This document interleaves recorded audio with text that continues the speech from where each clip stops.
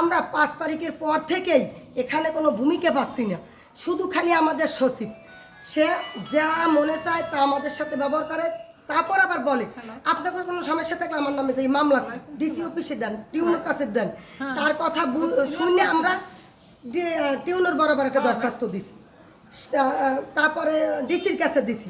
দেওয়ার পরে উনি এই কথাটা সুযোগটা শুনে আইসা তার সাথে যে একটা ছেলে বসে আবু বকর ওরে দিয়া মানে ওই কালকে বিভিন্ন আকার ওরে গালাগালি বিচ্ছিরি ভাষায়, তা ভাষা আমি ভাই প্রকাশ করতে পারবো না আর ও ভাষা আনতেও পারবো না। কিন্তু কালকে আমি সচিবের কাছে আসছি যে একটা নিবন্ধনের বিষয়ে, যে একটা মুরব্বীর নিবন্ধন হয় না, ওইটা নিবন্ধনটা করবে, ওই কারণে হের দ্বারা আমি একটা পরামর্শ নিতে এসেছি যে কি নিবন্ধন করিয়ে দেওয়া যাইবে।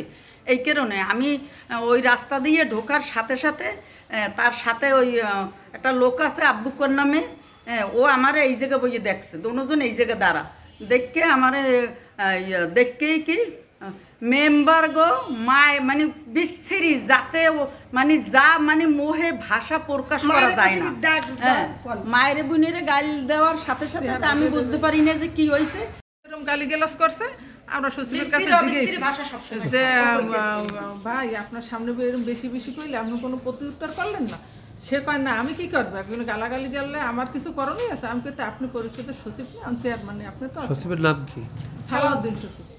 যে আপনার তো এটা একটু উদ্যোগ নেওয়ার দরকার যে ভাই আমার সামনে গালিগালাজ করেন না, পরিষদের বাইরে যান। আপনি করলেন না কেন? না আমার পক্ষে সম্ভব না। মানে হে খুব তেজ তেজ দিয়ে কথা, হে যা কয় হ্যাঁ তো শোনার মতন না।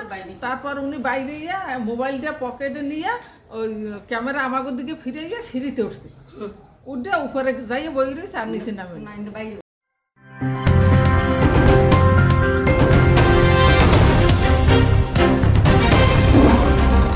Voice of Tiger.